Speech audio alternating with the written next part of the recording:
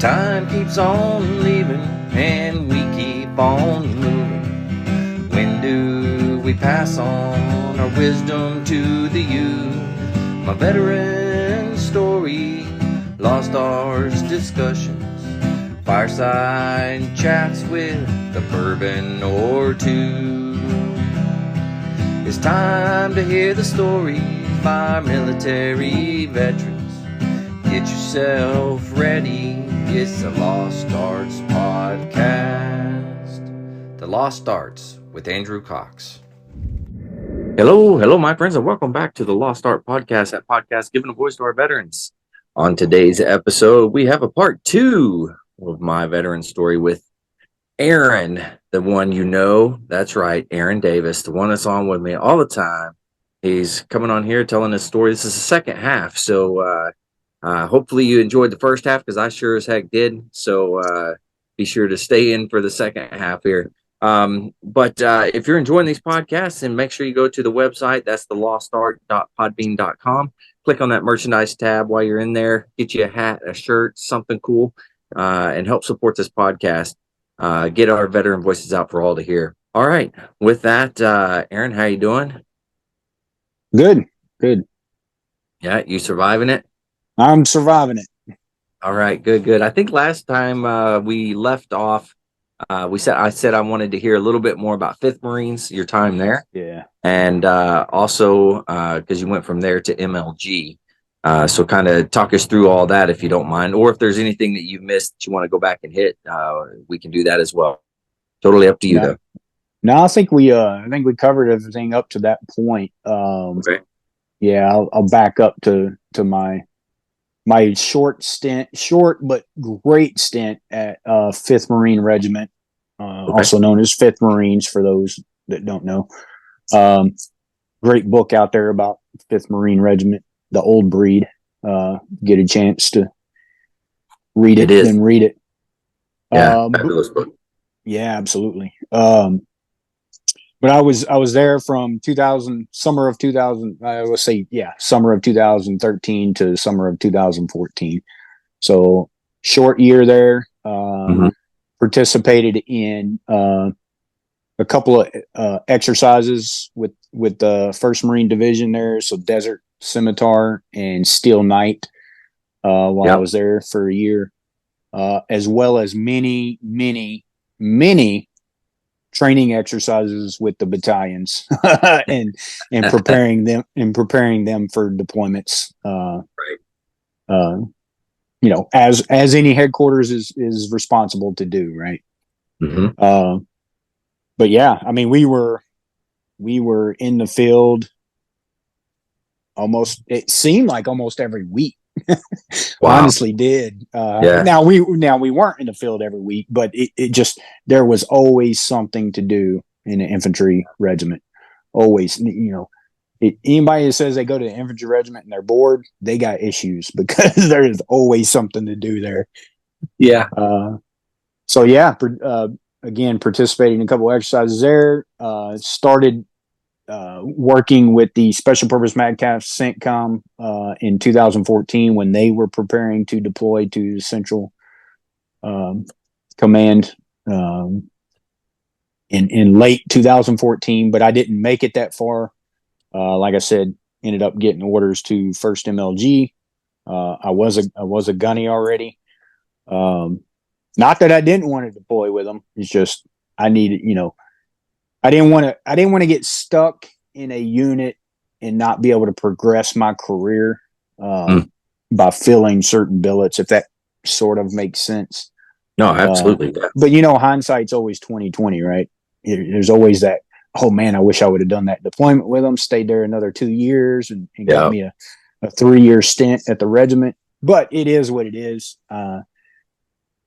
Fast forward to now at 1st MLG, I was MLGs are different. I'll just put it that way.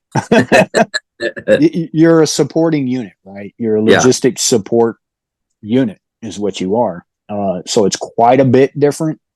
When we participated in exercises there, it's all logistics support. You do have an operations center, but it's a logistics operations center. but I would say there was a lot less to do there than there was in a MU and a regiment. So what I ended up doing is a billet came down to support a senior enlisted advisor billet with a SOCOM unit forward. I say it was a SOCOM unit. The commander of, or commanding general of Special Operations Central Command was the director of this unit, and it's called a Combined Joint Interagency Task Force. And I know that's a lot of words there. Essentially, what that means is it's a lot of units and agencies combined to perform special or certain specific, we'll call it specific, operations that are directed by the president.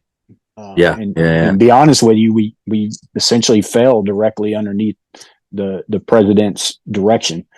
Everything we did had to go to him for approval. So it was very different. It was an interagency. So we had intelligence agencies. We had other governmental agencies. We've had non-governmental agencies that we worked with. And to bring it all together, it was called Combined Joint Interagency Task Force Syria. So what was our job there? We trained and prepared what they called vetted Syrian opposition to fight against ISIS. Wow. So basically we were training locals in Syria to fight ISIS and defeat ISIS. So we were part of that overall larger campaign in trying to defeat ISIS. I was there for only about 6 months. The unit I was there with was actually an Army unit. I didn't attach to the unit. They were already there, and I deployed out there in support of them while they were in that unit. But I was basically filling the planned senior enlisted advisor. So my boss, or I was the enlisted advisor to a Air Force colonel. Female colonel. I believe she's a 2-star now. But she was the J5, meaning plans again. So basically we developed plans to support that operation. Gotcha. Wow. That was very, very fun and interesting. And like I said, it was different, but it was a joint billet. So in the military world, for those that may be watching, interested in the military and kind of don't understand it as a whole, joint billets are very, very good and key billets to get under your belt. As you move up, really just for experience, because you learn a little bit there to bring back into the Marine Corps and help with the Marine Corps' mission as well. Very eye-opening, It is. You don't, in the military, you think, okay, we're military operations. This was not, it was, but it wasn't a military operation, if that makes sense. You're not out there conducting offensive and defensive operations. You're out there, you're training, you're vetting, you're manning and equipping. You're literally doing everything for another nation to help defeat a common enemy, right? Right. Yeah. So it's definitely eye-opening for sure. But really good times. Met some great people on that deployment in other services. Met a few Marines that was out there. I think there was like a handful of Marines that was out there together on that unit. And when I say a handful, like literally no more than 5. Oh, wow. Yeah, it was small, tight-knit group. We didn't always see each other because, again, different sections doing different things and stuff like that. But it was good. It was good. Wow. How long was that? I only did that for about 6 months. So from June to December of 2015. Gotcha. And once I returned from that, back into the fold of MLG, planning training exercises and managing force deployments for MLG. Excuse me, marine logistics groups, elements and units. So did that until I don't remember when I got orders to. It was only a couple of months, because you kind of know when you're getting orders, right? Or when you're due for orders. So you kind of start talking and figuring out what you're going to do next and where you're going to go next. Right. My mother had been diagnosed. Well, back up a little bit. So my father-in-law passed away in 2014. And, obviously my wife and her family are really close. My mother had been diagnosed with multiple sclerosis. So we were looking to get back closer to the family. California and Arkansas is, I don't know what the mileage is off the top of my head, but probably close to 2,000 miles, somewhere around there, give or take, right? Pretty long ways and quite expensive to fly. But that being said, we were trying to get closer back to Arkansas, and Marine Forces Reserve is located down in New Orleans, Louisiana, or near there.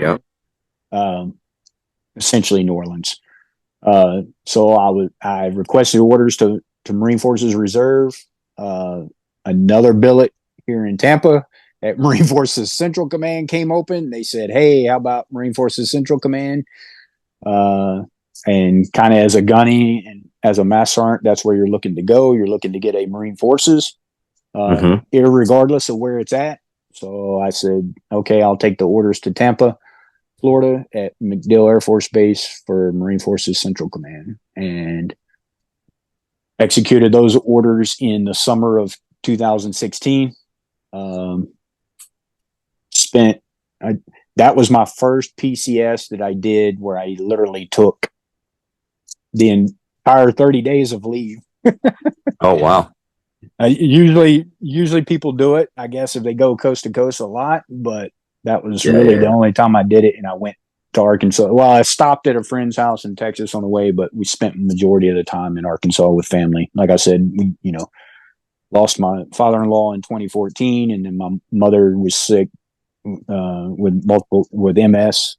She still is. So thank goodness, happy Mother's Day to her, because it is Mother's Day at the time of this recording. So that's right. I don't get to see her a whole lot, and she's not, she's not able to talk on the phone a whole lot either. It's really got her down. But other than that, we spent a lot of time there, and then ended up finishing the trip here to Florida. I hadn't been out at that point in time. I hadn't been to Florida since my senior year of high school. And everybody told me it's hot and humid and it rains every day. Yeah. So I was kind of dreading leaving California weather, because we all know it's excellent weather until it's not. That's right. When it's bad, it's bad. But most of the time in California, it's great weather. Yeah. Or especially Southern California. So literally, as I was rolling into town that night, rain shower came in. We got to the hotel, stayed in the hotel, got up the next day, kind of looking around. Rain shower next afternoon, sun comes out. It's just beautiful. It's like, oh, we get rain every day and it's sunny after. But man, it's hot. I arrived here in July and it was just muggy, just so humid and hot. But we ended up staying here. So we rented a house for a year. Yeah. And then we ended up buying. Okay. A few things led up to that. I won't get into it here, but a few things led up to that. So we said, okay, my first house in the military, I bought here in Tampa, Florida. We're still living in it. I haven't bought any houses anywhere else. I lived in base housing. All the way up until I got here. And then, like I said, we rented a place out in town, a house, of course, but from a Marine. We weren't renting from him. He was going through a real estate company, but it just happened to be a Marine. So I said, well, let's look for a house here and we'll buy. at that time, the market was great. Housing costs was great. So Yeah, I said, yeah, all yeah. right, let's do this. Might as well. So at MARCENT, Marine Forces Central Command, I was the force deployment chief for the G3, and a little bit later on, future operations chief, as well as force deployment chief when they kind of did some rearranging. But literally managed day in and day out the force deployment of forces in and out of theater, and that they were rotational while I was here uh, as a gunny. How many? When you say the different forces going in and out of theater, how many would you say that is that you saw going in and out? Well, let's look at it in terms of personnel, so people and equipment.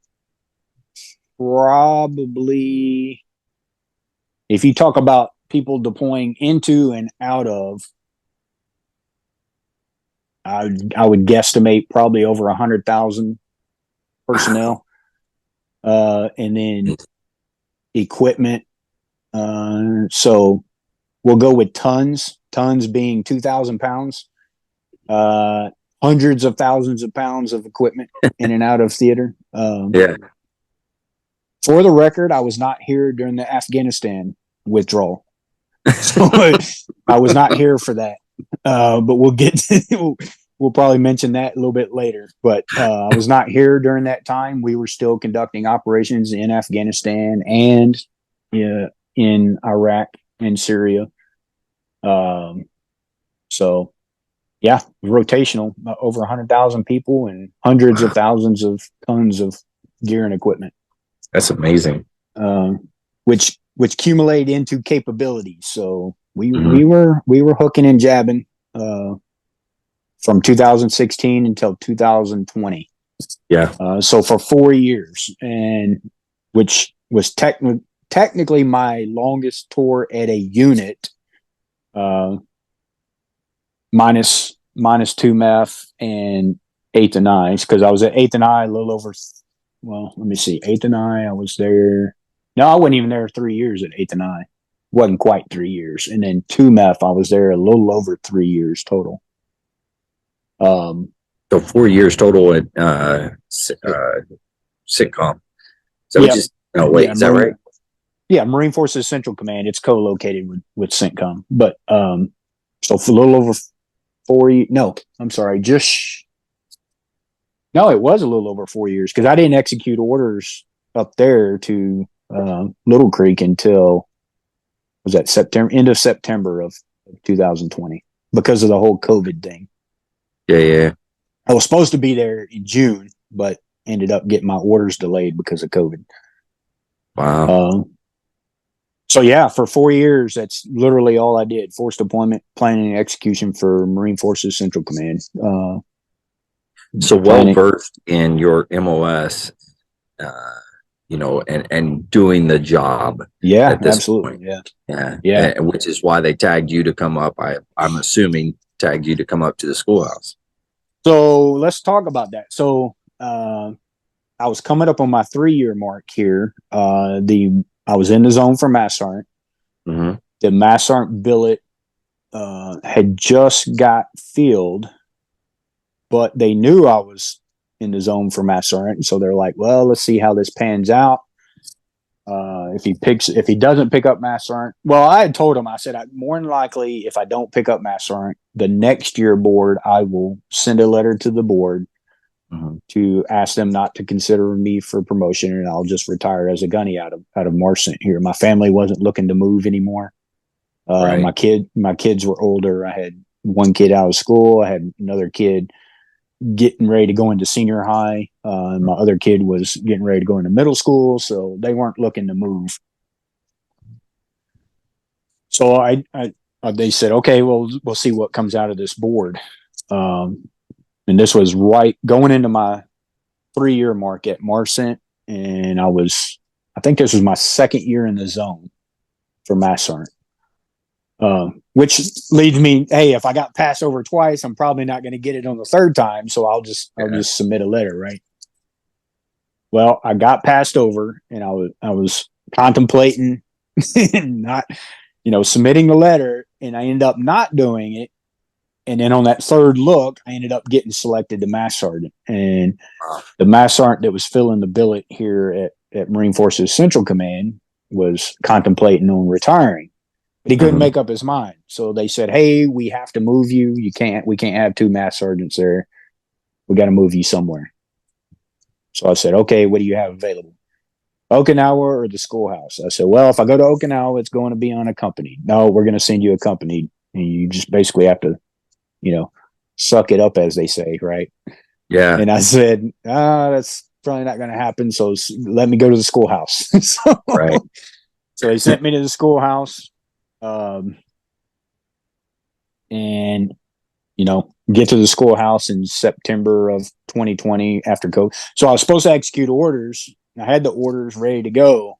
COVID happened, so then they delayed everybody. So I ended up getting delayed coming up there to the schoolhouse to Virginia Beach, Little Creek area until the end of September. Arrived there end of September as a geo bachelor. And then you showed up in what, November, December? I can't remember when it was. I think when I checked in was December. Yeah. Yeah. And so I ended up being the chief there at the 0511 MOS producing school, entry level school there, and fell underneath you guys there at the School of Music and the intelligence school for 2 years there. Pushed. When I say pushed, it was a struggle, as you know. some classes through there, trained some kids up, got them to the fleet. That's right. From my understanding, a lot of those kids are very successful now. As far as I know, majority of them are already NCOs. Nice. If not all of them, or if they didn't get out, some of them got out. A couple of them got medical discharges, but enjoyed my time there. I loved being involved in the training process of entry level Marines, watching them go from not knowing anything to knowing the system to learning and growing, becoming Marines, staying in contact with them becoming, NCOs and staff NCOs, and just, it's a different animal than corporate America. You know what I mean? A lot of times in corporate America, people get in positions, we'll just simplify it and say office clerk, and they're office clerks for 25, 30 years, right? There's really no growth or potential for growth. Yeah. But in the military, it's a different beast, Wow. So, and you spent your time there with the School of Music, which was an interesting dynamic, I think. But I mean, it worked well. At least in my opinion, it worked well. I worked well with you. I'll say that. Yeah, I mean, you had, as you are well aware, different kind of obviously communities, right? School of Music, and then a Marine Corps operational type entry level school. Kind of two different worlds of the Marine Corps, but at the end of the day, we're all Marines, right? And we have to work together to figure out to make the mission happen and work. And I felt we did a pretty good job of it. Sure, we had our hiccups and our times, but that's anywhere you go, right? That's any marriage. Yeah, that's no joke, man. So no, I think it went really well. I mean, you had was it 2 years total time there? Just well, no, I guess it was almost 2 years, because I ended up retiring in 2022, September of 2022. So right at 2 years there. Yeah. Wow. In your 2 years there, how many classes would you say came through? I think we only did. I think there was only 10 or 11 classes, or maybe that last one was going to be the 11th. I remember we had to cancel a couple classes because we didn't have enough students, and we had to push. I believe it was that last class we had to push it out to the right a little bit. But I want to say, and typically we run about 5 classes a year, so I'd say about 10 classes, but we only had, oh man, not very many big numbers. Again, we are, as field musician is a small MOS, and 0511 listed MACTAP planners or MACTAP planning specialists. That's another small MOS. As a matter of fact, I think we are the second smallest MOS in the Marine Corps, with I believe only 351 enlisted Marines in the MOS, something like that, give or take. Yeah, and actually, I think the Marine Corps TO is only at I think they're over TO, and I think it's TO mean table organization. How many they're authorized to have in the Marine Corps? I believe is like somewhere just over 300, if that. Wow. Yeah, that is small. So you think about it, there's 300 Marines managing the deployment of and the planning of forces. What, 170 something thousand strong? Yeah, something like that. It's crazy. Well, that's pretty wild, though. You think about the impact that small community has on the Marine Corps as a whole. It's incredible. Yeah. I mean, your community has its hands on everything that the Marine Corps does. Absolutely. If I wouldn't say we do, obviously that's a little bit different when bands, go and they do, like tours in Europe and stuff like that. That's a little bit different scenario. But as you are well aware, when you deployed to Iraq, we had to manage some type of transportation. That's right. Because y'all had to take instruments a few times, I do believe. Yeah. Because you have to be prepared wherever you go, right? Yeah. And you guys are the ones that got us from point A to point B and then made it back to point A eventually, all that equipment, all the personnel. I mean, that's a pretty wild MOS. As a matter of fact, if I can remember correctly, I mean, it's been 4 years now, but during COVID, I think the force deployment community got involved with entry level training. Meaning kids from boot camp to SOI and to a certain degree. Because we had to put people in quarantine, we had to find places for them. It was pretty hectic, and basically I'll tell you that in a bubble everywhere they went. Yes, and as a matter of fact, I think we used Marine Corps aircraft too, C-130. I think we even put some on C-130s. Holy cow! Yeah. Wow. Crazy times during COVID, but we figured it out and we made it happen. Yeah, that's right. As Marines do. That's absolutely. Good. So you retired after 2 years there at the school, and then your family was still down in Florida. Yeah. So you retired, transitioned down to Florida, and then tell everybody what kind of you're doing now. So the system that I used. Yeah, absolutely. I'll back up.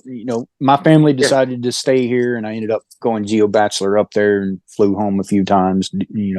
Once for an emergency, and other times for holidays and visiting, so on and so forth.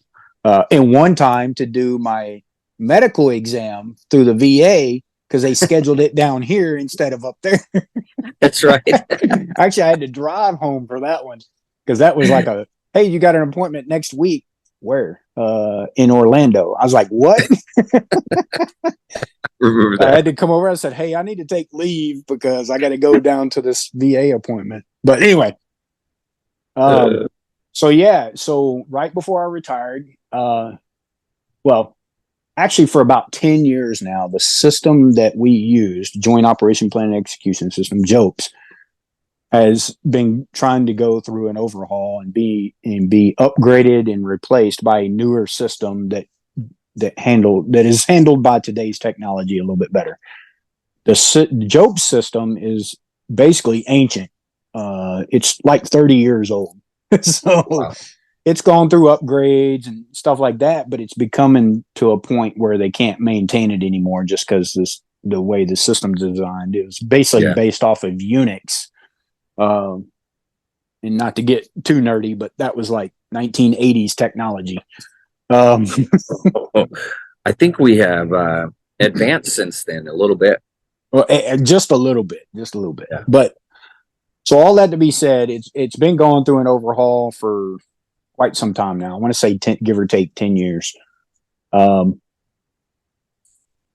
right before I retired, I was put in contact with a retired gunny to basically say, "Hey, what do you plan on doing when you retire?" I said, "Well, right now, probably looking for a contracting job." Didn't have any major plans, uh, and eventually move into so with force deployment planning, execution, and global force management, there's a lot of civilians across the military that are performing this job. So a Right. lot of us retire and go to do that job as civilian. Mm-hmm. GS 12, 13, and 14 positions, right? Mm-hmm. Maybe even higher.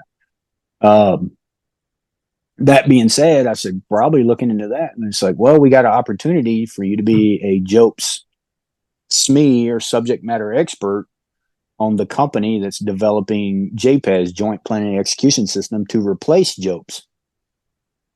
And I said, okay, this sounds good. What do we do? And they said, well, you basically work with the developers, the system developers, software developers, to help them design the system to do what it's supposed to do, right? Mm-hmm. But essentially do the same thing that JOPS is doing, just in a better, more efficient way, if you will. Right. Yeah. So since I've retired in October, really September, I started in late September when I was on terminal leave Mm-hmm. of 2022. I've been doing that. The project is through right now, I think 2025, or at least the beginning of actually about second quarter 2025 right now. Yeah. To be developed, and we should be pushing it out later this year for operational use. So we're almost there. It's been a long road. Even the last 2 years has been long. It's been tough. It's been good. Yeah. But I know you've been working hard, man. You come on the podcast regular, so I mean, you've definitely been working it. Yeah, I said I wasn't going to work this hard in retirement, but it'll be a little bit. Yeah, it'll be a little bit longer working like this. I'm afraid that if I run out of something to do, I'll die of boredom. Yeah. So it's all good. It's definitely different from the military. It's a civilian job. We are contractors. We are government contractors, so we do have to kind of follow the government guidance and employment rules and all policies and all that stuff, right? But but it's definitely different, right? You don't have to wake up every morning. Well, at an entry level school, you know how it is. Yeah. Who am I going to get a phone call about today? Yeah, the good thing is you're not really worried about who you're getting a phone call No, about. I'm absolutely not worried about these developers at all. I mean, great people, right? Yeah, I'm worried if something bad happens to them, but at the same time, if they call and say, "Hey, have you talked to so and so?" Nope. I'll reach out to see if they're there, but I'm not going to track them down because it's not my responsibility. Exactly.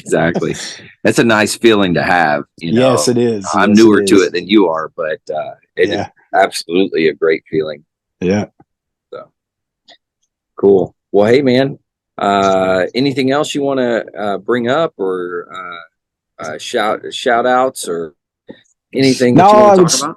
I'll just say, since we're talking about my veteran experience, everybody's experience is different. Some may be similar. We may cross paths. We may do some similar things out there, but everyone is unique in their own way. And anybody that's listening that are thinking about joining, do it. You never know what you're going to get out of it, even if it is 4 years of, hey, I had to do this. It was the roughest time of my life. You still learned something from it. Or if it ends up being, a full-fledged career where you don't even realize where the path's going to take you. But it is definitely worth it. It's an experience, and it's an adventure for sure. Yeah, I agree with you. I think you're preaching good words. So absolutely. Don't hesitate. Just do it. just Nike, do it. Just do Nike, just do it. Right. it. Well, hey man, thanks for coming on and telling your story. I appreciate you. Of Absolutely. course, we're gonna have you on here shortly for our fireside chat if you're still doing that. Yep. But Yep, absolutely. yeah, and I think it's good to be able to get you guys on here and tell your story as well, since everybody gets to see us regularly on the fireside chats. So Yeah, I'm sure people yeah. are always asking, well, we hear all these veteran stories. Let's hear about theirs, you know? Yeah, I know. So, We definitely, and I think it's a good. I think it's a good, yeah, absolutely. good start. So I got to get everybody else on here too. So Yep. all right. Well, hey, thanks for joining. Thanks for telling your story. Much appreciated. And to all the listeners out there, thanks for tuning in. I hope you're enjoying the podcast as much as I'm enjoying the podcast. But remember, if you're struggling, you need some help, you can always reach out. The VA has some great resources. You can dial 988, press option 1. You can also text 939-288, or you can go to veteranscrisisline.net, click on that chat icon. Any of those are going to get you in contact with somebody that can help you out. I care about you. I know Aaron cares about you. Everybody cares about you. So please reach out for help. One veteran life loss is one too many. So please, please, please reach out for some help. Aaron, one last time. Hey, thanks for coming on, man. I appreciate you. And all the listeners, stay motivated, change your socks.